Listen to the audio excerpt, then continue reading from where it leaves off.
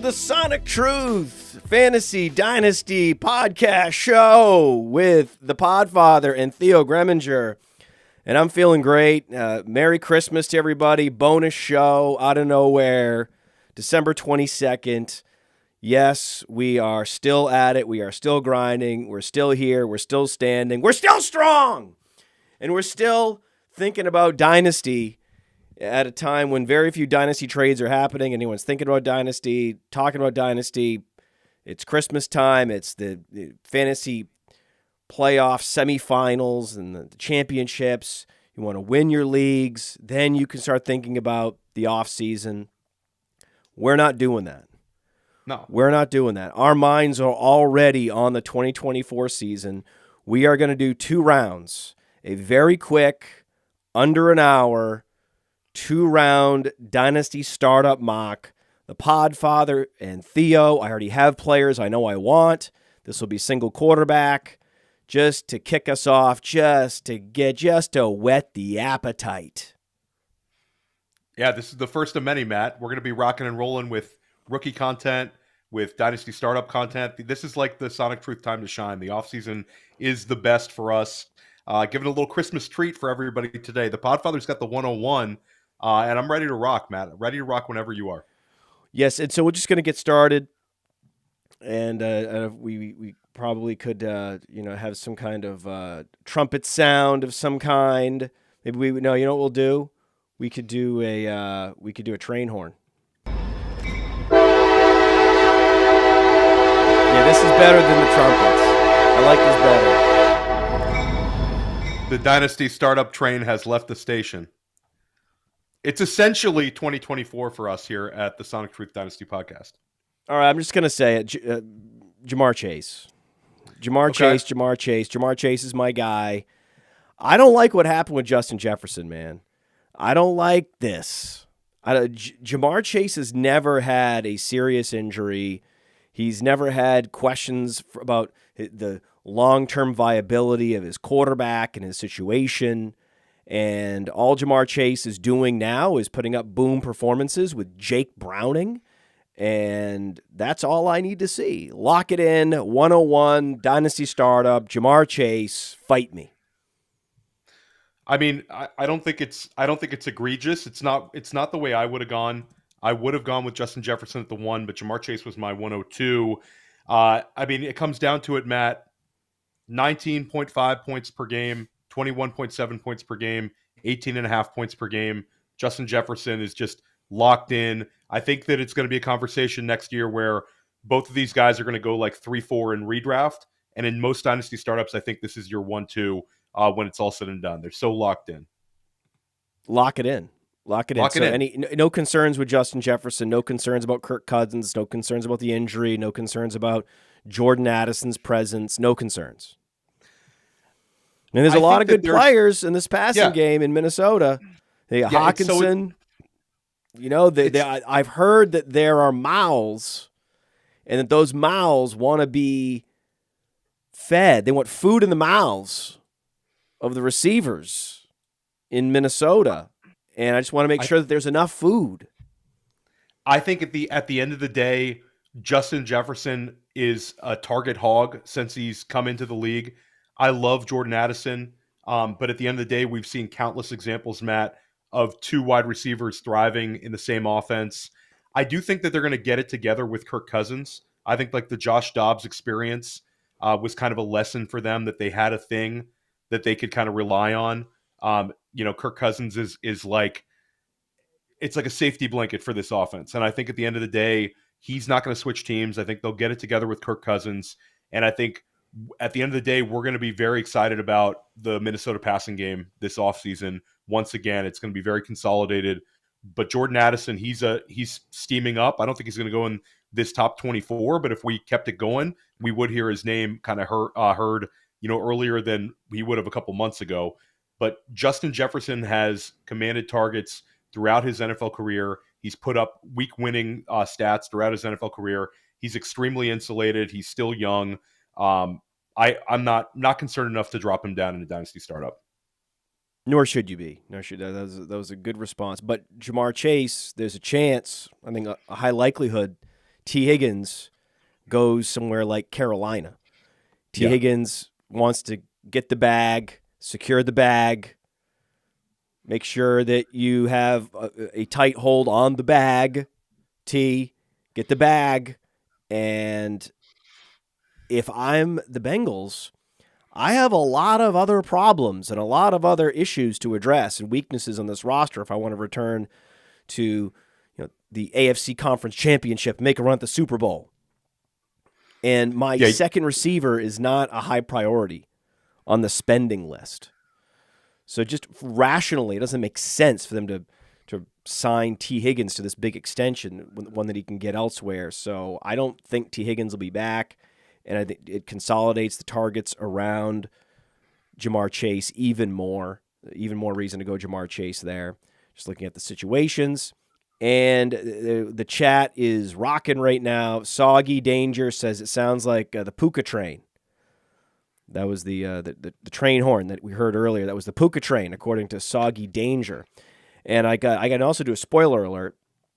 So we have the train horn, but we also have the spoiler alert sound effect. Shh! Spoiler alert! So there's no Puka Nacua going to be drafted today.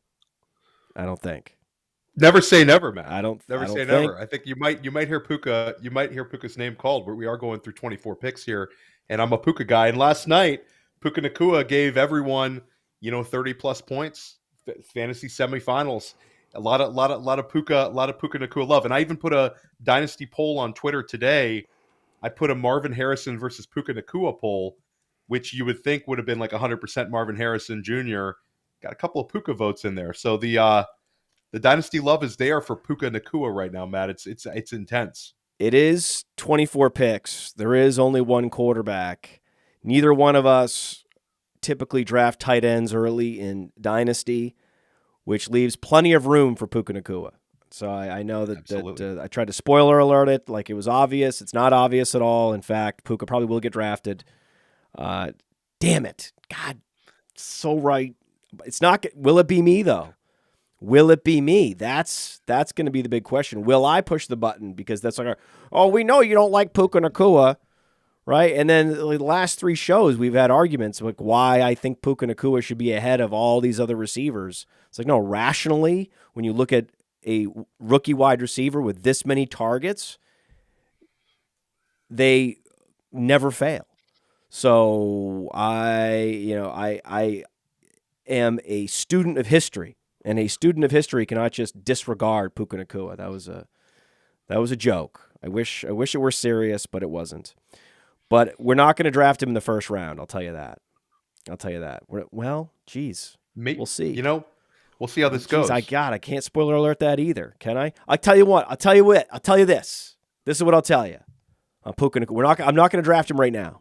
How about that? I'm not going to draft Puka Nacua with the third pick. With the third pick, this is a tough one. This is a tricky situation because I have my heart in my head, and God, I know that there's at least 5 receivers that I'll be happy with in the next few rounds, though. Again, this is not us drafting for 2 teams. This is us drafting team by team by team. I have 6 teams and you have 6 teams. It should be that we would each have 4 teams, but Alan just left us. Alan was at the last minute. Alan's like, guys, I can't do the show. And we were like, we're just going to go forward without you, Alan. Shout out to Alan. We'll be back with Alan right after the new year, doing probably something similar to this, but. Yeah, so to clarify, we were heavily burned this year by running backs. Running backs destroyed a lot of hopes and a lot of dreams for fantasy gamers this year. And for that reason, again, if this were my second pick, if we were drafting just 2 teams here, I would probably go running back because I have a receiver now. We have a receiver in the barn, secured, right? But now this is team 3 I'm drafting for. If I'm drafting for team 3 and I'm starting the draft, I'm not going with a running back with the 3rd pick overall. It's not happening, man. I'm going CeeDee Lamb. That's it. CeeDee Lamb. Lock it in.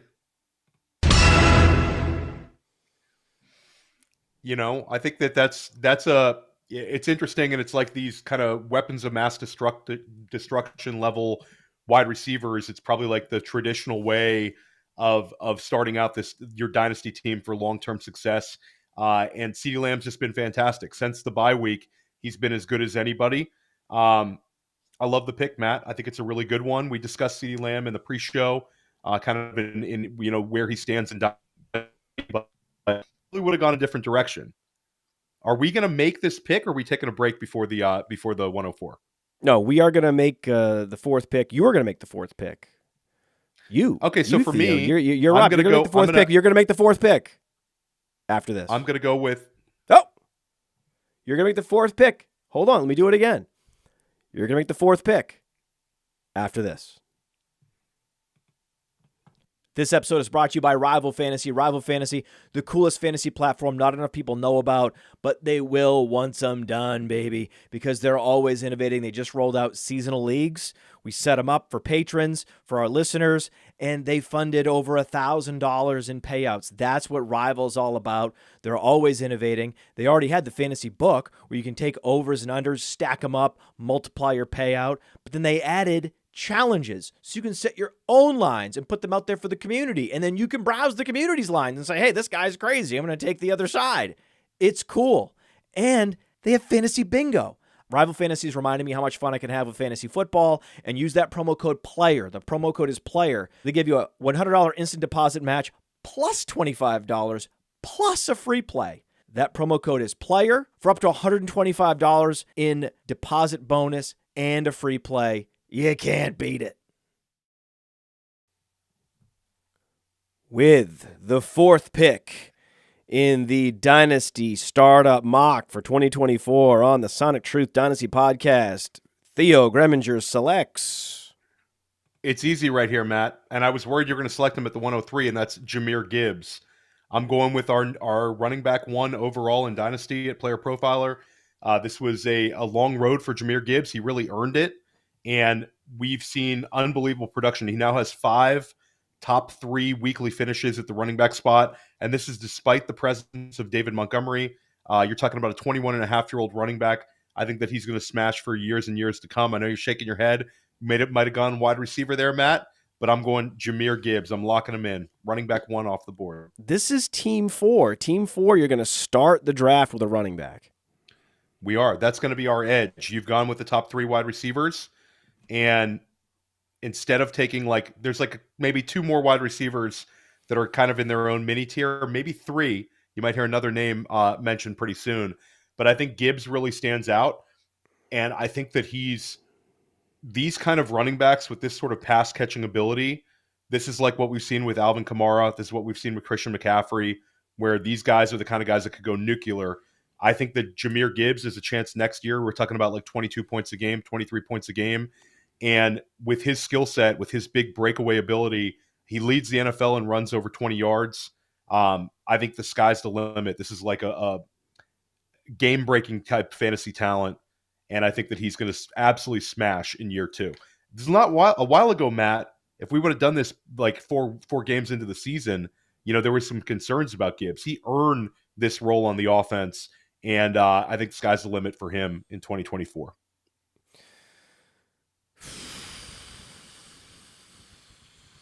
At any given moment, a running back can just poof. That's right. Remember Jonathan Taylor? He was the 101 in all formats last year. Literally in 2022, the 101 in all formats was the 23-year-old running back, Jonathan Taylor. And then poof. Poof on the contract. Poof on the health. Poof on the system. Poof on the quarterback. Poof, poof, poof, poof, poof, poof, poof, poof, poof, poof. Everything can go poof. I'm going to go with a more stable option. I'm going to go with this year's Jerry Rice, the new Jerry Rice. Basically, the NFL's current modern version of Jerry Rice, and that's Amon-Ra St. Brown.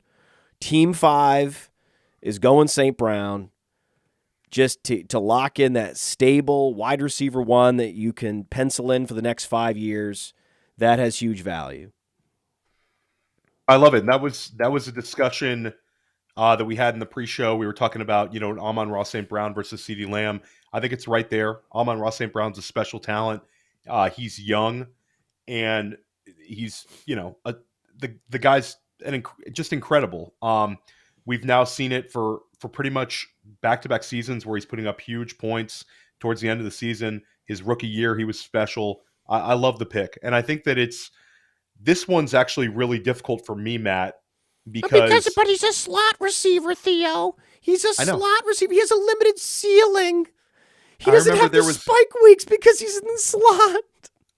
I remember Jerry Rice played a lot in the slot, right? Jerry Rice was a slot flanker.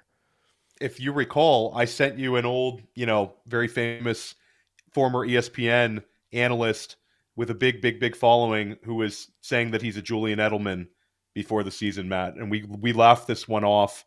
We were both, and Billy Muzio for that matter, the three of us were all pounding the table to draft Amon-Ra St. Brown this year.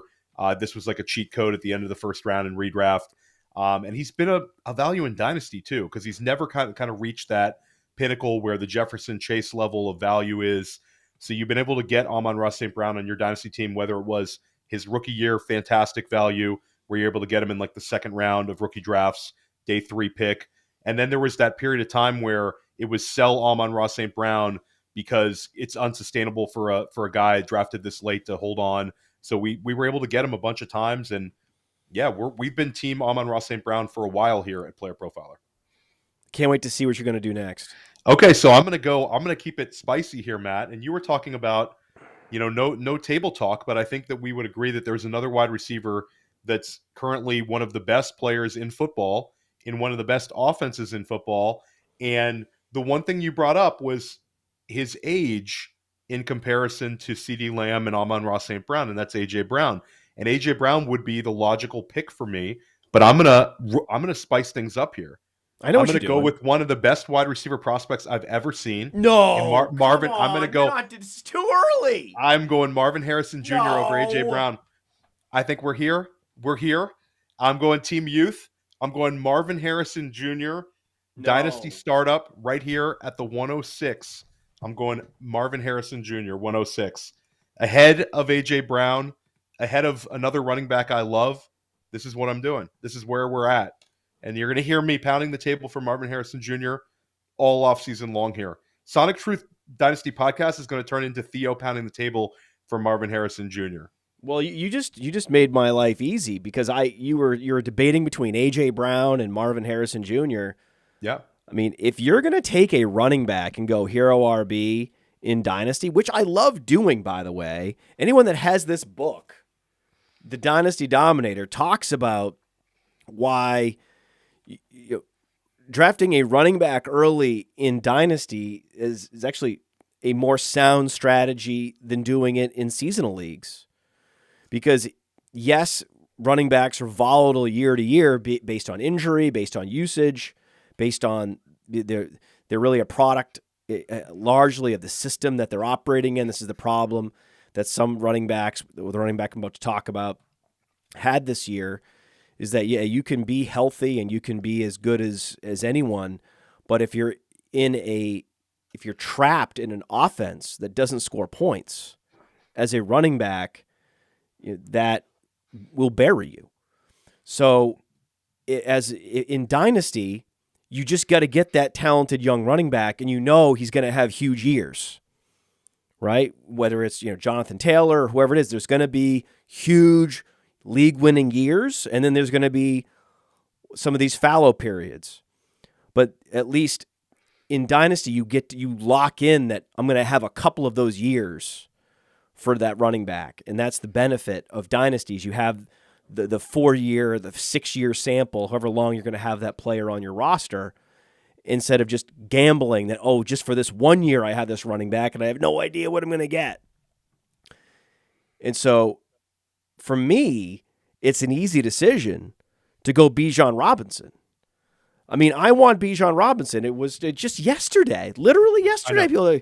Now it's Gibbs at the RB1 spot. And that was the big news item. I mean, that led everyone should be subscribing to our newsletter, right? So you could go right on the playerprofiler.com homepage, scroll down, and you can plug your email in and subscribe to our newsletter, where we announced in our Underworld Weekly newsletter today that Jahmyr Gibbs has finally surpassed Bijan Robinson on Player Profiler's Dynasty rankings. That this is the thing that happened today.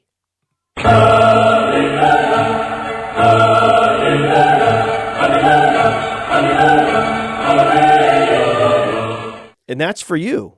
That hallelujah is for you. I know that you're just this big Gibbs fan, and I know it's exciting for you. But for me, I've always appreciated Bijan Robinson. I know that he and Roschon Johnson they were basically the Ronnie Brown and Cadillac Williams of college football last year. I believe in the talent, and you have and look at the target volume. Look at all the targets that Bijan Robinson has commanded this year, because we already knew the offense was going to be underwhelming in Atlanta. The big open question for Bijan was how many passes would he catch? That was the big question. He already has 21 receptions. He already has 41 receptions. 41. So that's all I need to see, man. Mark it down. Bijan Robinson for the Podfather at the 7th pick overall? And it's tremendous value. I think you could have started discussing Bijan Robinson at the 103. Again, the Gibbs Bijan for us is very close. And Robinson's a guy where if we were doing this 6 weeks ago, I think he probably would have been a lock at the 103. But I think that there's a chance that Arthur Smith is back in Atlanta next year. And it's the lack of trust in the coaching staff and the lack of clarity on the weekly touches is just disgusting. So I think that this is a player that, Matt, I know we're talking about elite values right now, but if we have a head coaching change, we feel better about things at the top, and we also have potential of they're going to make a quarterback change. If we feel good about that quarterback change, Bijan Robinson, I think, is going to gain a ton of value in Dynasty, despite the fact that he's already close to the top. But right now, in late December 2023, I'm not 100% sure. If Arthur Smith rattles off 2 straight wins, they're close to it at the end of the year. I don't know if they make that change. And I cannot trust that with my, that first year being a source of frustration. We've seen what happened with Kyle Pitts. We've seen what's happened with Drake London, and it's sort of the same things happening with Bijan. So I know we're supposed to bet on talent and be coaching averse in some of these dynasty startup decisions, but can't do it with Arthur Smith. I'm going to make an exception. But I'll say this. That's foolish. It's foolish. The bottom line is it's a rookie. It's a young rookie. Okay, Jonathan Taylor, in his first year in the league, he had 230 carries. In the next year, 330 carries. It went up 100. Okay, that's Jonathan Taylor. Okay, that's a talent comp. But what about the best running back in all of Dynasty, in all of fantasy ever, really? Christian McCaffrey. He went from 117 carries to 219 carries in his second year. So these running backs are doubling their carries. They're adding 100 carries from year 1 to year 2. That's just a function of being a rookie and then graduating to a sophomore in the NFL. That's all that is. And Jonathan Taylor, he struggled as a runner. He struggled with his vision. He struggled with his instincts. There were major questions about him in his rookie year. The beauty of Bijan Robinson, there's no questions. No one has questioned his ability to run the football. Now no one's questioning his ability to catch the football. It's just the natural order of things in the NFL. You just bet on the natural order, Theo. That's all you're doing. You're seeing ghosts, right? You're chasing these coaching ghosts instead of just taking a step back and just following the natural order. Oh, I love. Bijan's been my guy here, Matt. I can't believe that I'm now the Bijan guy. Listen, I'm the Gibbs guy with a lot of love for Bijan.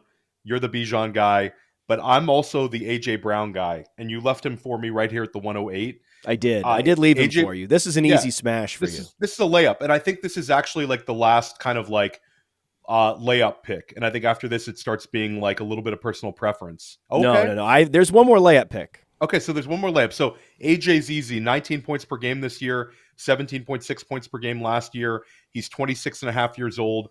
And I think of all the wide receivers we've said, like I think a year from now, there's a chance AJ Brown leads all wide receivers in PPR points. I think he could lead the NFL in receiving touchdowns. There's no reason to think that he doesn't just become more and more efficient in this offense in year 3 in the offense. There's nothing to not like about AJ Brown. He's just a little bit older than Lamb and Amon-Ra St. Brown and Marvin Harrison Jr. As well. He's a lot older than him. So AJ Brown, easy for me at the 108. Okay. That leaves a pretty clear layup for me. This guy's in a tier by himself, below AJ Brown, but above a bunch of a lot of veterans. Like after this player, then the door opens to start to picking players that are past the age apex. But I think you're either at the age apex with AJ Brown, or you're well before the age apex, you're pre-age apex with all these other super talents we've talked about so far. I'm going Garrett WIlson. I mean, Garrett WIlson has been a target commander in a special way, still incredibly young. All his best years are ahead of him with quarterback upgrades in his destiny. Let's go. I love it. Garrett WIlson, we never wavered this year, Matt. And this season could have gone like there's somewhere in the multiverse, Aaron Rodgers stays healthy and Garrett WIlson is like, wide receiver 1 overall right now, or wide receiver 2 overall. He's that talented. This is a great pick. He's young. And we got to think that the quarterback situation next year is going to be better than at times this year. For me, this is an interesting question of who I select here at the 110, though. I could go young. I could go old. It depends on which way I want to kind of steer the ship dynasty-wise. It's a big issue for me making this pick, but I think when it comes down to it, at some point you've got to chase the money in year 1. And God, I can't even do it. I want to take him, Matt. I want to take him. He's so old, though, for a dynasty startup pick here. I'm going to do it. I'm going to do McCaffrey. I'm going McCaffrey at the 110. Yeah, and I thought you'd go McCaffrey. I thought McCaffrey's a pretty chalk pick here. Yeah, it's just a matter of checking kind of your priors and the way that you think as a dynasty manager. He's showing no signs of like letting up. He's like an elite fast twitch athlete. He's such a good receiver. And what's funny is this past offseason, we had all these question marks about the San Francisco offense. We were discussing who's going to be the starting quarterback. Is it going to be Sam Bradford? Is it going to be Trey Lance? Is it going to be Brock Purdy? I mean, it's almost laughable at this point, but this is going to be the best quarterback and the best, fantasy talent quarterback that we've seen for Christian McCaffrey since peak Cam Newton. Next year, Brock Purdy is going to be drafted as a QB1. The offense is going to have all sorts of momentum in the offseason. I think Christian McCaffrey is the 101 in redraft next year. And I think maybe his window is a little longer than we usually see. Father Time's undefeated. We hate what it did to Austin Eckler this year, but I don't see that with McCaffrey. It's such a good offense. He's so efficient, and I have no question marks. So all of a sudden, when I make this pick, my window is open for a championship. I'm definitely not in any sort of building mode. I'm going for the money in year 1. I'm taking 30 points per game at the 110. One of the most heavily searched terms on PlayerProfiler is unrealized air yards. Unrealized air yards. And again, there's been so many running backs that have disappointed so many. And I mean, we're talking about millions of dollars. Millions, tens of millions of dollars stripped from fantasy gamers because running backs betrayed them in some way, shape, or form. And 2 years ago, it would have been an easy smash. I would have gone with a particular running back. We'll talk about him in a minute. And I would have wanted to build around him. But if it's not Bijan, I'm not drafting a running back in round 1 of a single quarterback dynasty startup. I'm just not. You have one chance to get a first-round wide receiver. And there are plenty of running backs you can build around. Look at all the running backs that are smashing. Kyron Williams, where was he going in startups? Devin Singletary, where's he going in startups? And go down the board. Ty Chandler, where's he going in startups? Right? Think about that. The ability to go and acquire a guy you know is going to get you 15 fantasy points but could get you 20 next year, that guy is impossible to just pick off the scrap heap, off the back of a dynasty startup. That's just not going to happen. So for that reason, I got to go Chris Olave here. I got to go Chris Olave, especially just what I saw last night. Thursday Night Football, he's proven healthy, and it was a statement game for Chris Olave. I'm back, and I'm a big believer in this group from Ohio State. Marvin Harrison, Garrett Wilson, Chris Olave. They're 3 years, 4 years pre-Apex, and there's no possibility that a better receiver is added to any of these passing games, whether it be in New York, whether it be in New Orleans. It's not going to happen, right? They are going to be the number one and only get better with time, only get better as we roll forward here. So I think it's Chris Olave pretty clearly. Yeah, I like the Olave pick. I think that's a strong one, and I know which He's way been you more want to productive than Garrett Wilson this year. Yeah. Now, Chris Olave, there was kind of the Olave frustration at times earlier this year, but that's kind of gone away. He looks healthy for the playoffs, and I think it's kind of going to be a recency bias thing where he'll end the year well. He'll probably be drafted close to where he was last year. And when you take a bird's eye view and you look at like what he's done in 2 years in New Orleans, like he's it. Like you don't have anything to worry about. This is a foundational pick for you. I actually took him around this range in a couple of dynasty startups last year, Matt, where I was taking him at like the turn, and those teams are all looking pretty good right now. For me at 12, I'm going to do what you thought about doing at 11, and I'm going to go with Breece Hall. And I realize there's risk here. There's risk here, but at the end of the day, he's young. And what Breece Hall has been able to do this year in a bad offense, the running has been so inefficient. They just cannot run the ball. The Jets have allowed the second most sacks in football. The offensive line's a joke, but Breece Hall's still been able to give us 3 top 5 running back weeks on the season.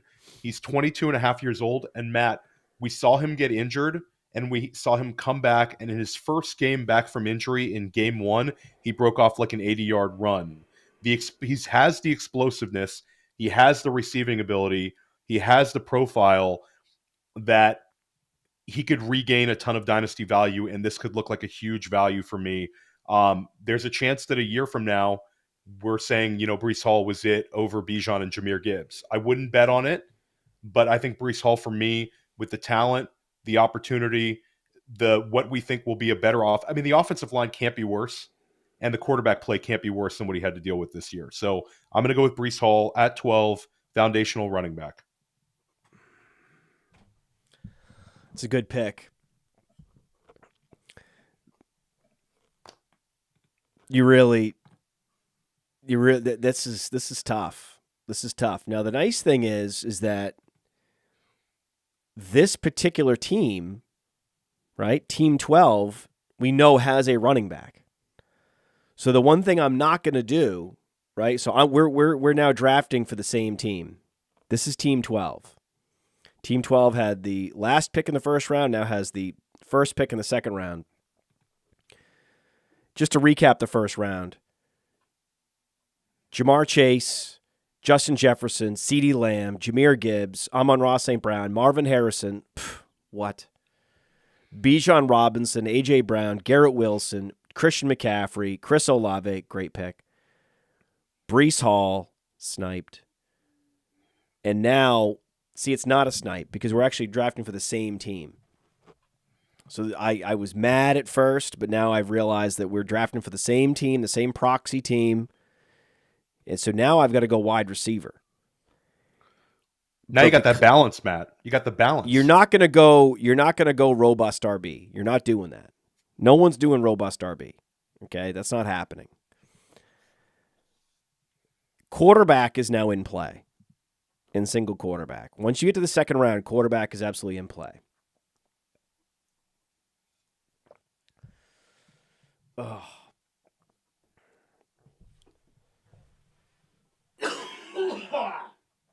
What am I going to do?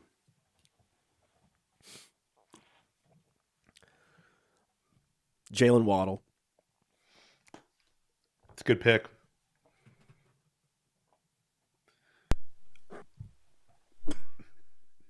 You get a 25-year-old wide receiver there, and I think it's funny because there was like the negativity with Jaylen Waddle for the first half of the season. He wasn't giving you any spike weeks, but you're starting to see him really come on.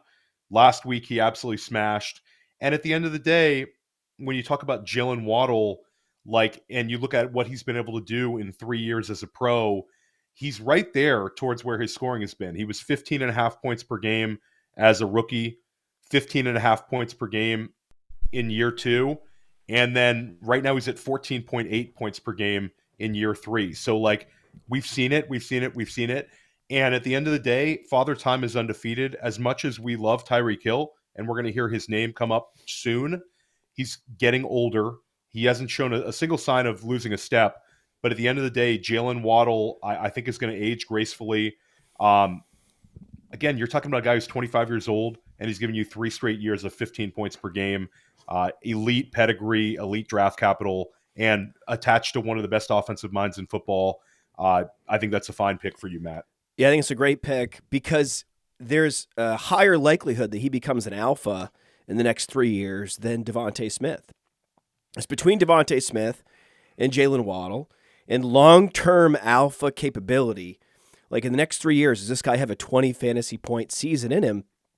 Jaylen Waddle has a higher likelihood of being that guy than DeVonta Smith. So for me here, this is another difficult one, and I don't want to take DeVonta Smith here. I'll tell you that. There's something that feels wrong. I'd rather get him in a few picks. I'm already looking at Chris Olave as the first pick on this team. So for me, it comes down to 2 running back options. My guy is Achane. And I would consider I'm wondering if you're going to pick him. I'm actually going to go with a player you referenced early in the show, and that's Jonathan Taylor. And I think for me, Jonathan Taylor is so insulated by that contract, and the success that Zach Moss was able to have this year in the Shane Steichen offense, to me, that's a huge positive for Jonathan Taylor. I think this whole Colts offense is going to take a big step forward next year. Anthony Richardson, Shane Steichen year 2, Michael Pittman is going to be brought back, and Jonathan Taylor. And, you've talked about the Alfred Morris corollary. I think you're going to see Jonathan Taylor just eating in an offense next to Anthony Richardson. I think that the consensus on Taylor in redraft will get more and more bullish as the summer moves along. And Matt, for me, it's like if Zach Moss is putting up multiple 20-point weeks in this offense, what's Jonathan Taylor going to do when he has a full season there? And Taylor also, for him to be able to miss the beginning of the season and then come back and have a couple of these spike weeks, and then be able to come back again now, I think that there's a lot to like about this situation. I love it. I was wondering what you're going to do because I don't love Achane there. Achane there is too risky. Yeah, that's right. Taylor Olave is a great nucleus. Now, I know who you got to take here, though. This one's obvious. If you've already pushed the chips in the table for Christian McCaffrey here. Well, this is the most obvious pick ever, and I love how things have played out. Where in Dynasty startups, it's about strategy. It's about what are you going to do, and you can either do a productive struggle where, hey, year 1, I'm gonna accumulate picks, but I'm gonna go for it in year 2. I believe in either going for it in year 1 or going for it in year 2, and I also don't believe in going, total YOLO, all old dudes, and then you can compete for a championship in year 1, maybe year 2, and then you orphan the team. Like that's a cowardly move. I always believe in age balance and having young players in reserves that will come up to backfill. But there's plenty of rounds where you can go get young players. You can absolutely start a team with 2 players well past the age apex and still create a team that can endure, that can replenish itself. So the move here, if you have Christian McCaffrey, the move here is 100% Tyreek Hill. 1,000,000%. It's a layup for you right there. And I think that's you've established your strategy and you're going for it in year 1. And at the end of the day, you're getting the first 2 picks in redraft next year. So that's a fairly easy one. So let me see where we're at here. We're going to be at the 204. And this is sort of this is a flat tier. You've started out with Garrett WIlson here, which is a foundational wide receiver pick. So I'm a little bit open here. I could go a number of ways. I know what I want to do, but I think this player is going to be there for me in a couple of picks. So I don't think I'm going to force that. I think that this is a time where I could push the chips in with a Achane. And I think that Achane's shown me the ceiling where I realize there's some risk that he's missed multiple games. But at the end of the day, I don't think there's another ceiling option here for me. And at the running back position, this is a chance that this could end up being like a Jamal Charles, a Chris Johnson, this sort of a player. And again, he's attached to a tremendous offense. He's shown incredible big play ability. And Matt, he's also shown better receiving ability than we knew he was going to be able to catch passes in the league, but we didn't know he was going to command this many targets. So even of late, we've seen him have, a 9 target game. So Achane for me, I feel really strongly about this pick, and to go with Garrett WIlson and Achane as my first 2 picks, I feel like I'm setting myself up for immediate success in 2024 and success into the future. This team has a lot of uncertainty, though. Oh, yeah, for sure. I mean, this is swinging from the heels. This is Garrett WIlson at 13 fantasy points per game this year. Achane played in only a handful of games, and his weekly performances have been as volatile as any player in the league, giving you 30-plus fantasy points, giving you 5 fantasy points. This is a team that you need to stack stable options up after these 2 picks. So you can go high risk in the first 2 rounds. That's not crazy. That's not out of bounds. Just make sure that you go and add some stable options to this team in round 3, 4, 5. This would be a great candidate for a team to go with Patrick Mahomes in round 3. Yeah. Just lock in something stable that you can, an anchor player that you can rely on. Yeah, I think it kind of opens up when you have this sort of opening. It opens you up to take some of like a Mahomes, and then you can end up jumping into like a running back tier, an older wide receiver. I really do like this start though, because I think that at the end of the day, after Achane, the running backs don't excite me as much. I think that with the A.J. Brown team, it's begging for ETN, though. Yeah, I mean, I'll say ETN he's very, very insulated at this point in the draft. We've seen him take this major step forward this year. There's no reason to think that this is not going to be his offense next year in pretty much a similar regard. Peterson has a lot more trust in him than he did last year. Right, so this is a team where you can take more high-risk options later, because A.J. Brown and ETN are so stable. Yeah, no, that's a very good pick. Okay, so for me right now, I am picking for the team that went Bijan Robinson in the first round. So I'm looking at wide receiver here. Oh, I know. Oh, you're going to do it. I'm going to do it. You're going to do it. You're going to do it. I'm going to go Puka Nacua right here. I'm taking Puka Nacua. I'm going with Bijan Robinson and Puka Nacua. I'm going with 2 rookies. I'm going to go, I loved watching Puka. I loved Puka last night. Puka to the moon, 18th overall in our startup. Not bad for a 5th round pick. That's pretty cool. Who should I go with next? I think you know who you want to go with. I think you want to go with the safe and steady DeVonta Smith value. He's still there. He's still there, and I could have gone him over Puka Nacua, but Puka Nacua got 33 points for me last night, and I'm feeling loose. Yeah, I just got to go. I just got to go DeVonta Smith. Yeah, I mean it doesn't seem as exciting, but he's a foundational wide receiver for you for a while. I think that the whole argument that AJ Brown versus DeVonta Smith, it's settled this year.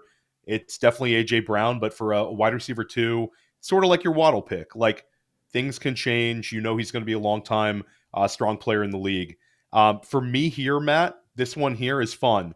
I've already gone with we should update our thing. So we went with Puka, and then you went with DeVonta Smith. Okay, so I am up, and this is the team that started out with Amon-Ra St. Brown. So Matt, I'm gonna double down here. I'm gonna double down. I'm gonna do a Detroit double down, and I'm gonna go with the first tight end name that we've called off the board. Yes, and our tight end won at Player Profiler, and we were ahead of a lot of sites here, Matt. We were ahead of a lot of sites. We had Sam LaPorta go to tight end 1 overall, and we're not trying to be first in the Dynasty rankings, but we're trying to be correct. And at the end of the day, this is the best rookie season we've ever seen out of a tight end. Sam LaPorta is just a mold breaker, and there's no reason to think that this is not going to get better in year 2. He's given us something like 3 tight end 1 overall finishes. Last week we saw a 3 touchdown performance. I mean, Sam LaPorta to the moon. And I think that there's going to be a lot of drafters, like Alan Soslowski came on Dynasty Life, and he discussed, we did this, and Sam LaPorta for him is like a pick at like the 1-2 turn. So for me to get him kind of later in the second round, I feel great about the value here. I love it. Because the big question with Amon-Ra St. Brown is he's going to be sharing targets with Sam LaPorta, and this is a up-tempo, high-volume offense, so there's no problem sharing tight end targets. I mean, who cares? But that's the one criticism. Like, he also has this alpha tight end to deal with. Okay, we'll stack him. That's the solution. Perfect. So Team 4 drafted Gibbs. Team 4 drafting Gibbs that needs a wide receiver. The wide receiver I want here, the receiver I think is a total stud. He's been a complete and total target hog this year. I'm happy to just push the button right now on Michael Pittman. I know you've been a big Michael Pittman guy for a long time, and this has been like the magical season for him. And he's going to post over 160 targets this year, Theo. I know, it's so good. He's so good, and he's still young enough. He's 26 years old. He's just an absolute target hog.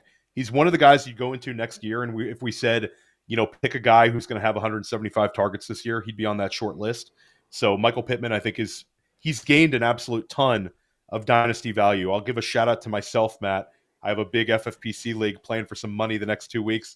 A couple weeks back, I traded Dallas Goedert and your guy Quentin Johnson. I got me some Michael Pittman in that one. So I gotta say, man, Gibbs and Pittman, that's a good combo. I like that start for Team 4. Gibbs and Pittman feels dangerous. It feels very, very dangerous. For me, I'm gonna go right here. You have a CeeDee Lamb team, so I feel really, really strongly about my production at the wide receiver position, and I feel like the CeeDee Lamb start kind of opens me up for whatever kind of build I want to make. If I want to go super young with another rookie, I could push the button on that. If I want to push a running back up and I really felt like maybe I was going to get sniped, I could do that. But for me, the pick that kind of makes the most sense, I don't love taking a guy this early in a draft, but if I start out a dynasty startup with Josh Allen and CeeDee Lamb, I'm feeling really good about things. I feel like my team is dangerous, and I feel like now I've given myself a point where I'm in contention in year 1 about as much as the CMC and Tyreek Hill team is, in a different way. And I know that I'm kind of open to grabbing, a bunch of those like middle class running backs tier that we know is going to be there in the next few rounds. Everybody's going to try to push up wide receivers now, and push up youth, I'm going to take the first quarterback off the board. I also think game theory wise, it makes people to start to think about Jalen Hurts and Patrick Mahomes when I do this. It's a great call. Now I'm thinking about quarterback. Yeah. You're worried about getting sniped out at the 2-3 turn. Oh man. Yeah. Wow. Okay. So the CeeDee Lamb team took Josh Allen. If I have Justin Jefferson, I know I can go running back in a couple picks, or I can go wide receiver again. I can go right back to wide receiver if I want to. If you have Justin Jefferson, and then you know you can also lock in a quarterback, I got to go Jalen Hurts there. I got to go. I'm not worried that the NFL solved Jalen Hurts the last 2 weeks. Does anyone really think the NFL has solved Jalen Hurts? What? The idea that you could have a team 2 with Jefferson and Jalen Hurts, and that's your nucleus, that's too good to be true. Yeah, no, I love that, and I think the whole idea of Jalen Hurts, he's had just a slow stretch passing the ball, but the productivity is still there because he's so insulated by the rushing production. It's one of the best offenses in football. Next year, it'll be one of the best offenses in football. And Hurts and Allen is very, very close for us at Player Profiler. This is a wild pick here, last pick in the second round, and we're not going to reveal who I would take at the first pick in the third round, but you'd be so open to a number of these running backs who are extremely productive. I think like if you wanted to pound the table and take a Kenneth Walker or take a James Cook or one of these guys, your own personal preference. Rashad White. That's our guy, Matt. And plus, you want to go Rashad White here? That would be great. No, I think I'm actually going to go. I'm gonna grab a wide receiver that I think has gained a ton of dynasty value this year. I think that there's a unbelievable talent. He's getting a 25% target share every week. We've seen him click, and he's one of the best offenses in football. And I'm going to go with Brandon Aiyuk. And it might seem a little high, but I have the 301 as well coming up. I can easily go running back. But when you tell me that I start with Ja'Marr Chase and Brandon Aiyuk with my first 2 selections, I feel like I have 2 wide receivers who could both be top 5 overall finishers next year. And Brandon Aiyuk is just an exceptional talent. I love getting him. And again, I'll have him next year at 26 years old. I love that start with Aiyuk and Chase. Yeah, and if you're curious, our preferences for the next couple rounds, go to Player Profiler. Check out our draft planner. Get the Dynasty Deluxe package. Right now it's only $10. Yeah. For the next, month and a half. You can get the Dynasty Deluxe package for $10. And you can see the players we would be considering in round 3 and 4. Now, we didn't just go based on the rankings.